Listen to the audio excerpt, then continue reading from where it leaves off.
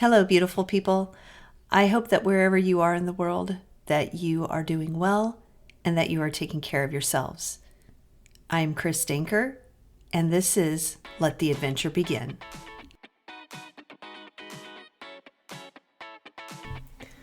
Let the Adventure Begin with Chris Danker podcast.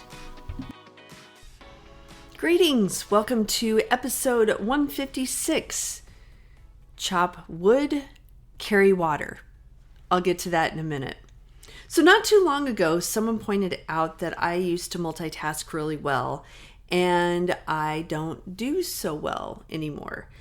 And at first I was deeply offended. I felt like it was a sign of the aging process and that I could no longer juggle 2 to 3 things at the same time. And, I felt kind of wounded. But first, I just want to get one thing straight. The human brain isn't built to be able to multitask on more than one thinking thing at a time.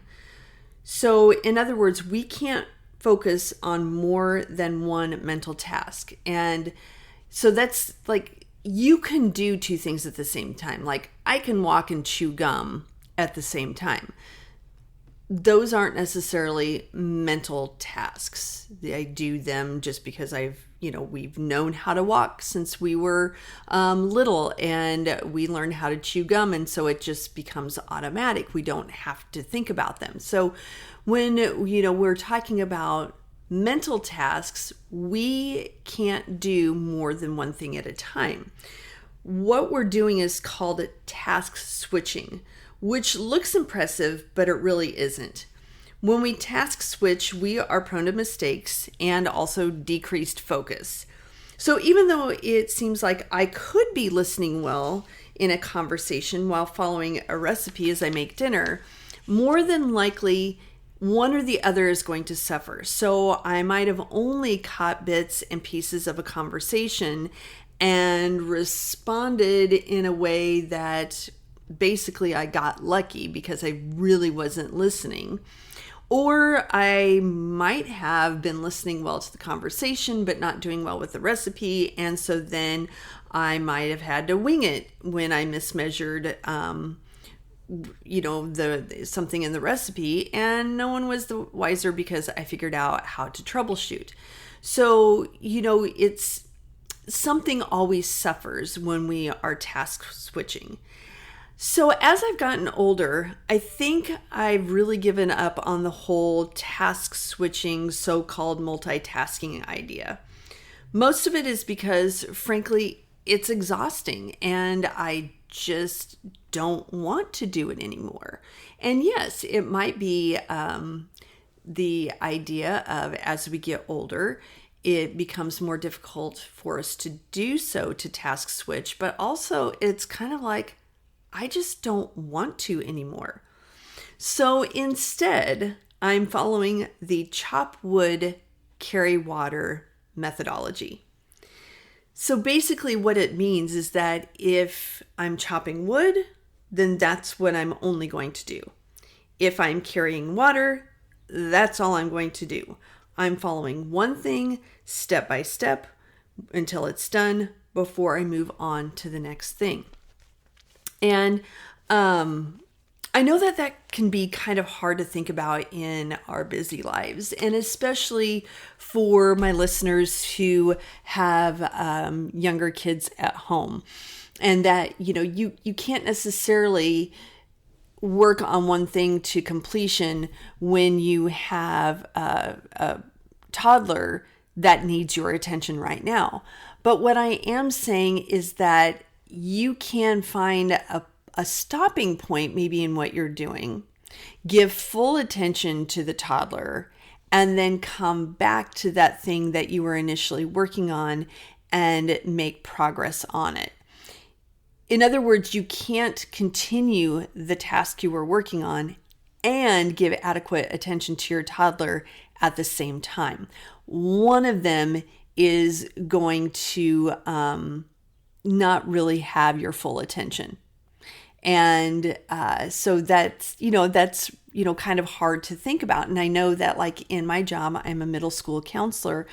And I can be working along in my office, and I always leave my door open. And I suppose if I'm in a really knee deep on a project or responding in an email that really needs my full attention, I should shut my door. But I always have my door open. However, people will just randomly stop by, even if I'm focused on something on my computer. They'll just stop in, hey, can I bend your ear for a minute? When I'm right in the middle of something. And sometimes when that happens, I'll just even say to the person, give me 30 seconds. Go ahead, come on in. Give me 30 seconds. I just need to finish this one last thing. And then I can give you my full attention. And so then that's how I have been able to do that.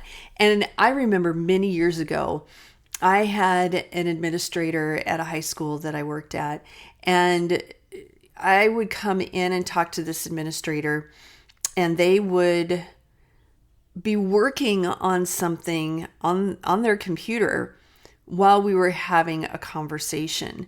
And they would say to me, oh, I can focus on both things at the same time.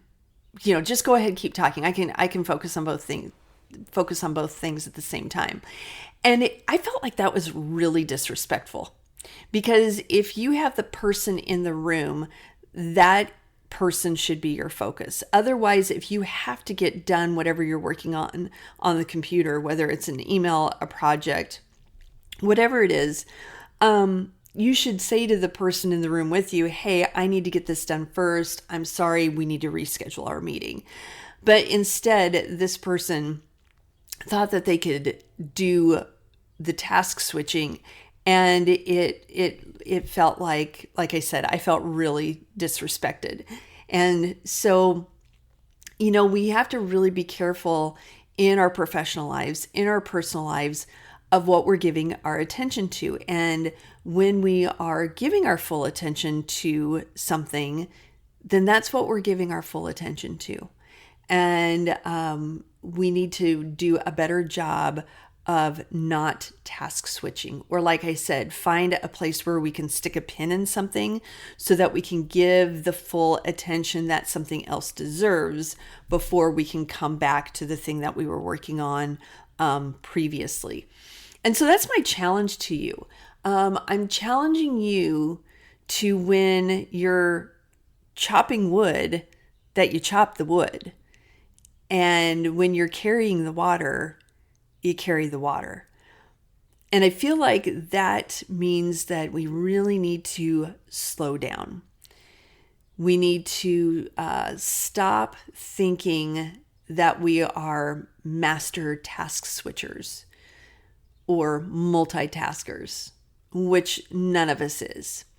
And when we think that we are, something or someone is going to suffer as a result of not having our full attention. So that's what I wanted to chat with you about this week. And I, hope that you will really give that some consideration, because I know that for me, I've been really trying to work hard at doing that. And so I just wanted to share that with you, because when it was brought to my attention, like I said, at first I was like super offended and really bothered by it. However, when I took a step back, and the person was well-intentioned, it wasn't like I was, the person had any ill will toward me when it was said. It was just more of a realization that I feel like I've changed over time. And yes, aging is a part of it. However, it's also what I've decided to prioritize. And I'm prioritizing the things that are very important and the people that are very important, and focusing in on them one at a time. Before I leave today, I want to share with you, I think I've talked about this before, that I am also a writer, and I have been posting regularly on the platform medium.com for over 9 years. I recently published 2 articles. One is to teach or not to teach, and it's questions to consider if you should stay in the profession or if you want to get into the profession. And then the other one is basically what I've learned after posting 400 stories on Medium, like I said, over the last 9 years. I'm going to link those in the show notes. So if you are the reading type of person and want to give those a look and give me some feedback or your thoughts, I would really love to have more dialogue over pieces that I write. So I would love to hear from you if you read one or both of them. I also link them on Instagram and my stories. So if you're not following me, please do so. Chris.m.danker. That is also in the show notes if you want to start following me so that you can start readily reading what I'm putting out there. And until next week, I hope you let your adventure begin. Peace.